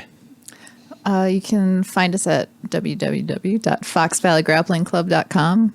We're Team FVGC in Appleton, Wisconsin. And you can find us on Instagram at Team FVGC as well.